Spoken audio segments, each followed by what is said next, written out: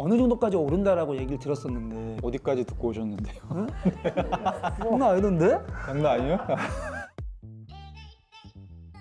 안녕하세요. 업비트 게스트하우스의 친절한 호스트 김동환입니다. 최근에 다들 좀 잠 못 이루고 올림픽 경기들 많이 보셨을 텐데요. 이번 파리 올림픽에 고생을 많이 해주신 대한민국 선수단과 또 응원하느라 수고해주신 구독자분들에게 다시 한번 박수 드립니다. 오늘 게스트는 그래서 좀 파리 올림픽 특집으로 대한민국 태권도 레전드로 꼽히는 이대훈 위원님 모셨습니다. 안녕하세요. 전 태권도 국가대표로 좀 활약을 했었던 이대훈이라고 합니다. 반갑습니다. 네. 차분하게 진행되는 건가요? 분위기 원래 이런가요? 교수님들 모시고 많이 대화를 하다 보니까 아, 저도 지금 그 세종대학교에서 교수로 이제 학생들을 지도하고 있고 추후의 계획이 학교 교수로 갈 계획입니다. 국가대표를 한 12년 하셨잖아요. 네네. 원래 태권도에서 그렇게 오랫동안 국가대표를 하는 일이 많은가요? 쉽지가 않아서 제가 가장 선수 생활을 하면서 높게 내세우는 커리어 중에 하나라고 저는 생각이 들어요. 업비트 게스트하우스는 주로 이제 투자 관련한 얘기들 많이 해왔어요. 네네. 너무 어려서부터 운동을 쭉 해오셔서 그런 부분에도 좀 관심이 있으신지. 어릴 때부터 이제 장학금 걸린 대회들이 많았어요. 네. 그런 대회에서 1등을 하면서 큰 돈은 아니지만 뭐 20만 원, 30만 원 모으는 게 저는 되게 큰 기쁨이었거든요. 즐거움. 그래서 저는 이제 실업팀에 빨리 가서 큰 돈을 모으고 싶다는 생각이 들었었고 받은 계약금으로 부동산 투자를 했었었고 네네. 투자 쪽으로 좀 관심이 있어서 이제 많이 했었거든요. 투자 성적이 어떻습니까?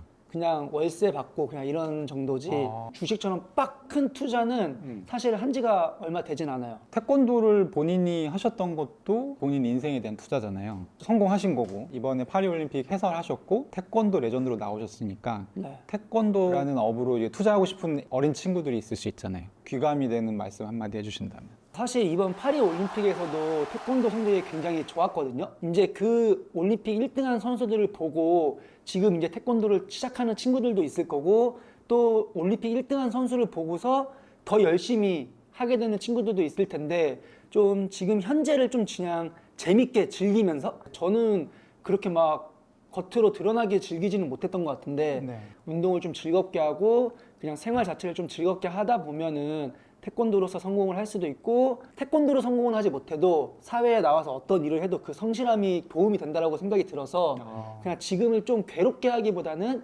즐겁게 즐기면서 했으면 좋겠다. 파리올림픽 때 좀 화제가 됐던 게 금메달은 금메달인데 금 함량이 너무 낮아서 네. 좀 갖고 계시는 거는 금 함량이 어떻게 됩니까? 국내 메달들도 있고 세계대회 메달들도 있는데 네. 좀 작은 대회 메달들은 금메달이 이제 동색깔이 돼서 아 깨물면 이빨 자국이 난다고 해서 네. 깨물었잖아요. 이빨 자국이 남고 그러진 않아요. 아 깨물어 보면 네, 깨물어 보면 이제 금이 거의 없죠 이제. 네. 쎄요 쎄. 진짜 금이었으면 아마 많이 달라졌을 수도 있죠. 아 많이 달라졌을 거다 본인 거예요. 성적이. 성적이. 네. 올림픽 얘기 안 해볼 수 없는데 태권도 네. 어떻게 보셨는지. 감사할 정도로 뭐 선수들뿐만 아니라 코칭 스태프, 협회 모두 다 너무 고생이 많은 올림픽이 아니었나. 금메달을 기대하지 않았다라는 네. 얘기들 많이 하더라고요. 네, 제가 출전했던 이제 전 올림픽에서 네. 이제 성적들이 좀 그렇게 그다지 좋지는 않고 이번에는 조금 힘들지 않나라는 더 그랬을 좀 수도 기대하기가 어렵다 봤는데 어쨌든 있잖아요. 네, 잘해서. 잘 해내가지고 다음 올림픽도 조금 기대를 덜 해주셨으면 좋겠다. 아 네. 그리고 이제 잘 나면은 네. 그때 관심을 좀 더 많이 가주시면 어떨까. 한간에서 이제 발펜싱이라고 부르는 그런 네, 표현도 맞아요. 있는데 실전 같지 않은 대련을 한다 이런 지적인 것 같거든요. 과거보다 많은 변화를 이뤄왔고 네네. 그래도 괜찮긴 하다고 보거든요. 과거보다는 발펜싱 하는 게 전자옥으로 되다 보니까는 채점을 다 이 기계가 해버리잖아요. 그렇죠. 실리적인 거를 따질 수밖에 없는 거지. 실점을 안 하면서 득점을 할까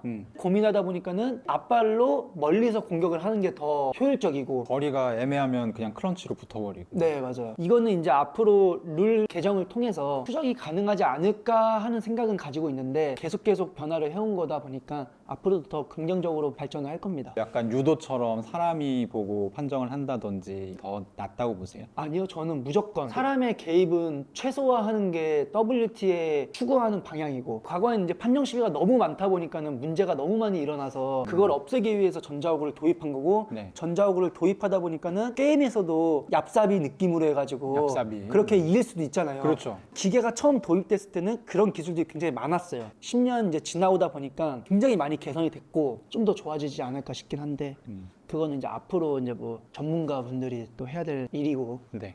저는 이제 투자를 해야죠.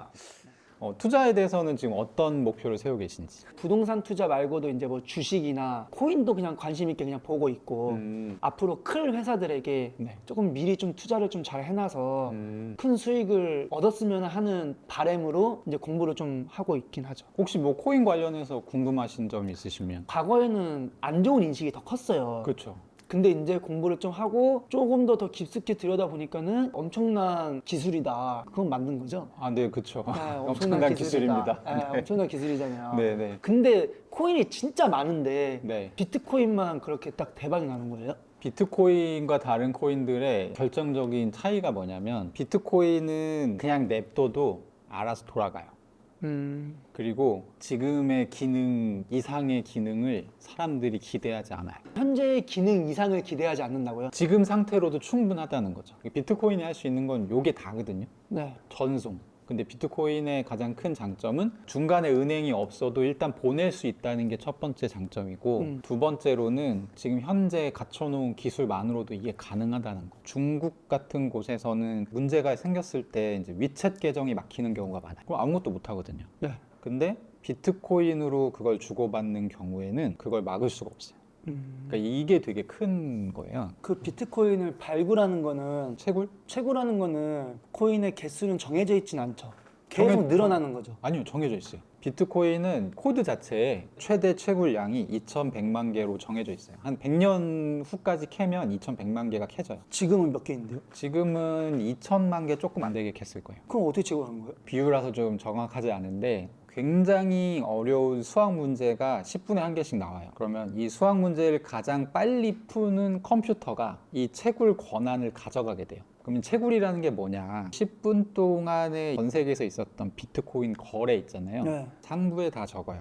네. 그래서 이 장부를 블록이라는 패키징을 한다고 생각하시면 돼요. 요거를 쓰는 작업을 한 사람한테는 채굴 보상을 줘요. 블록이 하나 만들어질 때마다 얘한테 줘야 되는 새로운 비트코인을 줘야 되잖아요. 네. 이만큼이 만들어지는 거예요. 10분에 한 명씩 딱 하나씩만 주는 한 명만 하나씩은 주는 거야? 아니고요. 반감기라는 게 있어요. 그 원래는 채굴을 하면 50개를 줬어요. 그게 반감기가 지나면 이게 25개로 줄어들어요. 그 다음에 12.5개로 줄고 또 반감기가 지나갔다. 그 다음에 6.25개로 줄고 반감기는 뭐예요? 총 풀리는 게 2,100만 개가 되도록 반감기를 짠 거예요. 수학적으로. 그러니까 반씩 해서 결과적으로 이제 채굴 보상이 완전히 없어지게 되겠죠. 그러면 이제 채굴 그게 없어지는 거예요? 처음에 비트코인 만든 사람 어떤 생각했냐면 요 때까지 가면 비트코인 한 개당 가격이 엄청 높아져서 수수료만 받아도 유지가 될 거야 라고 생각을 하고 설계를 한 거예요. 수수료라고 하면은 제가 돈을 내야 되는 거야? 왜냐면 돈이 안 드는 거잖아요. 비트코인은 돈 들어요. 보내고 하는데? 네. 블록체인으로 내역이 남는 걸 온체인 거래라고 하는데 네트워크 사용료를 내야 돼요. 어플에서 살 때는 수수료는 그 업비트 수수료만 내면 되는 거예요? 맞아요. 거래소 안에서는 일종의 이제 장부 거래예요. 온체인 거래 있잖아요. 그러니까 실제로 블록체인에 기록이 되는 거래 같은 경우는 거래소 안에서 거래를 할 때 일어나지 않아요. 그러면 코인 장에서 내가 산 거는 블록체인 거기에는 남지 않는다는 거지. 그렇죠. 아, 그러면은 바로 거기에 그렇죠. 남지 않았으니까는 거기에 수수료를 줄 필요는 없고 사용한 어플에다가만 수수료를 그냥 우리 돈으로 주면 된다. 맞아요. 이걸 이제 딴 사람한테 만약에 옮긴다. 네. 근데 라고 그때 했을 비트코인 때는- 네트워크를 쓴다. 그때 비트코인으로 수수료를 지불하는 거예요. 요 수수료를 모아서 채굴한 사람한테 준다고? 채굴한 사람한테 주는 거예요. 아, 이제 완벽하게 딱 이해됐고요. 어느 정도 채굴이 되면은 반줄이고 이렇게 해서 몇 년도가 되면은 네. 아예 채굴되는 건 이제 없고 수수료만 받아도 충분히 완전 설명 잘하시네요. 코인마다 조금씩 달라요, 요 모델이. 코인 투자하시는 분들은 요걸 보는 게 일이죠. 비트코인은 누군가 일을 하지 않아도 네. 자기네들끼리 잘 돼가지고 돌아간다고 하셨잖아요. 네. 더 이상의 기술이 필요 없다고. 네. 이게 똑같이 되게 계속 돌아가게끔 만들면 되잖아. 가령 이런 거예요. 태권도장을 하나 낸다고 쳐요.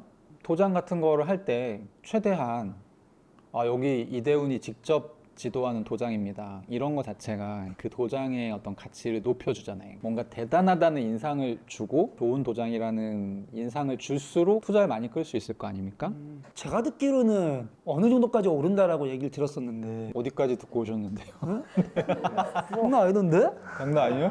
얼마까지 높아질 걸로 보세요? 그러니까 최근에 왜 비트코인 가격이 높아지게 됐는지를 설명해 드릴게요. 전 세계의 지급 결제는 다 스위프트라고 하는 은행 통신망을 통해서 이루어지게 돼 있어요. 돈이 지나다니는 새로운 통로가 생긴 거예요. 비트코인이라는 통로가. 그래서 제가 생각할 땐 비트코인의 가치가 엄청 높아진 거죠.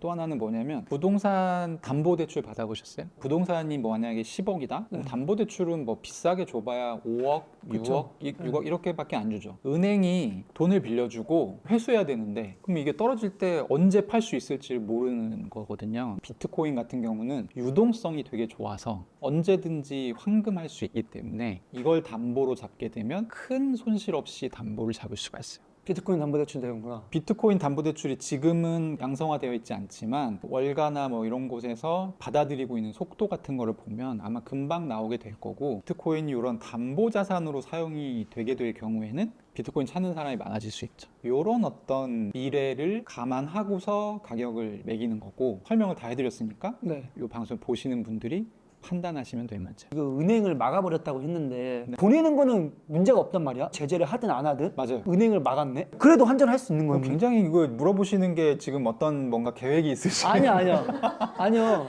업비트는 안 됩니다. 참고로 KYC라는 제도가 있어요. 이대훈 거 맞는지 확인된 것만 쓸 수 있어. 이게 KYC예요. 차명 계좌로 하면 확인 안 되잖아요. 네. 그럼 여기서 잡혀요. 뭐 잃어버리면 큰일 난다고 막 그러고 막 비밀번호를 잃어버리면 거래를 못 하는 거죠. 그러니까 이제 이런 거죠. 가령 내가 비트코인을 하드디스크에 넣어놨어. 네. 근데 하드디스크 모르고 버렸어. 네. 못 찾아요. 없어진 거야? 없어지는 거예요. 아무도 못 찾는 건데? 움직이지 않는 코인이 오, 그렇죠. 움직이지 않는 코인이 되는 거죠. 움직이지 않는 코인이 너무 많아지면 어떡해요? 그 움직이지 않는 코인이 너무 많아지는 건 사실 지금 코인을 갖고 있는 사람한테는 좋은 일이에요. 가치가 더 올라가니까. 아, 더 적어지는 적어지니까, 거니까 코인이. 숫자가. 그러면 너무 많이 안 움직여. 네. 코인이. 근데 비트코인은 충분히 세세하게 쪼갤 수 있어서 괜찮아요. 아, 정말 그렇게 문제가 돼서 너무 숫자가 적어졌는데 음. 요걸 하드 포크라는 방법으로 새 걸로 갈 수가 있어요. 뉴 비트코인이라는 걸 만들자. 우리가 합의를 하고 이 뉴 비트코인의 개수는 2,100만 개로 그냥 정하자 다시. 그리고 지분대로 가져가. 지분대로 가져가는 거. 그러면 다시 2,100만 개가 되잖아요. 그럼 움직이지 않는 것 그냥 없어지는 거고. 또 뭐 궁금한 거? 비트코인 가지고 계시죠? 네. 한 몇 프로나 가지고 계세요? 뭐 얼마냐고 물어보긴 좀 부담이니까는 제 자산에 네, 자산의 한 몇 프로? 저는 직업적으로 암호화폐 쪽에 있는 사람이니까 가지고 있을 때는 50% 이상? 50% 이상 가지고 계세요? 네, 변동하긴 하는데 보통은 이제 50% 이상이면 되게 높은 거고 다 가지고 계신 거예요? 몰라요 이 사람들은 갖고 있는지 안 가지고 계세요? 모르겠는데 가상자산 업계에서 일하는 기자들은 안 갖고 있는 사람들이 되게 많아요. 그러니까 이게 생각보다 허들이 높아요. 아니 이게 뭔가 시스템이 복잡하니까 이해하기가 어렵고 자기가 이해 안 된 부분을 그냥 투자하는 거를 조금 두려워하고 그거를 막 이해시키고 시키려고 하면은 강제로 사기 느낌이 나는 거지. 또 뭐 궁금하신 거? 제 NFT를 만들었어요. 만들기는 했지만은 잘은 이해를 하지를 못하고 있거든요. 이게 왜 가치가 있을까? NFT의 가치는 증명이에요. 증명. 내가 어떤 사람이야. 이 사람의 살아왔던 어떤 흔적 이런 것들을 증명할 수 있는 수단이고 지금까지는 인간이 만든 발명품 중에 이렇게 할 수 있는 건 없었어요. 유튜브 같은 데 보면 교수님들 엄청 많이 나오시는데 교수라는 건 되게 어려운 직업이잖아요. 지금 교수 꿈꾸고 있다고 하셨는데 네네. 그걸 인정해 주는 거예요. 이 사람은 검증됐다. NFT가 되게 이제 활성화되게 되면 저 사람 5만 킬로 뛰었어. 이 사람은 일단 달리기의 달인이야. 많은 분들이 저한테도 물어보세요. 이거 도대체 무슨 의미가 있냐. 근데 NFT라는 어떤 본질적인 기능을 보면 지금까지 없었던 기능을 갖고 있기 때문에 저 같은 사람들이 되게 주목하고 있는 거고. 근데 증명이라고 하면은 못 팔아야 되는 거 아니에요?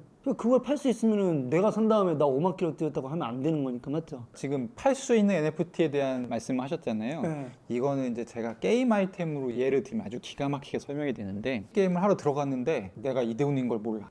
나 이대훈이야. 거짓말하지 마 임마. 약간 이런 소리 듣고 그런단 말이에요. 보통 이제 게임에서는 그걸 이제 9번 강화한 칼. 뭐 그런 거. 그냥 현금으로 사면 10억이야. 그 의미가 뭐예요? 저 사람 현실에서 10억 있는 사람인 애가 되는 거예요. 그러니까 지금까지는 오프라인에 있었던 평판을 온라인으로 그대로 옮길 수가 없었어요. 전혀. 왜냐하면 온라인은 누구나 거짓말을 할 수가 있고 속일 수 있기 때문에. 근데 이렇게 판매가 가능한 NFT를 이용해서 평판을 어느 정도 복사할 수가 있어요. 가치가 있다는 생각이 들죠. 지금까지 팔렸던 NFT 중에 이런 역할을 하는 애들이 없었을 뿐이죠. 오늘 아주 알차게 좋은 질문들 제가 많이. 궁금한 것들도 조금 많이 해주셨어요. 아 정말요? 굉장히 날카로운 질문들을 많이 아니 뭐야 다 전문가들 아니세요? 네, 오늘 대한민국 스포츠 스타 이대훈 선수와 함께 정말 여러 가지 얘기를 나눠봤는데요. 체감이 됐던 게 운동 선수들 중에 그 레전드급은 굉장히 두뇌 회전이 빠르다고 들었거든요. 제가 여태까지 받아봤던 질문 중에 가장 날카로운 질문들을 송곳 질문들을 해주셔서 아주 진땀을 흘렸습니다. 네. 업비트 게스트하우스 어떠셨는지 소감 한마디. 궁금증이 많아서 네. 찾아봐가지고 공부를 하기는 하는데 그걸 보면서 드는 궁금증을 또 다시 물어봐서 다시 듣고 싶은 마음이 컸었는데 네. 듣고 거기에 대한 궁금증을 또 물어보면 또 다시 답변이 오니까는 잘 이해할 수 있었던 것 같고 도움이 많이 되지 않을까 앞으로. 아, 다행입니다. 예, 한번 또 궁금한 거 있으면 또 언제든지 한번 더 연락 주십시오. 연락 드리고 오겠습니다. 알겠습니다. 네, 오늘 길었습니다. 다음 주에도 저희는 여전히 또 심상치 않은 게스트들을 모시고 구독자분들 찾아뵙도록 하겠습니다. 개하. 잘했습니다. 오, 거기서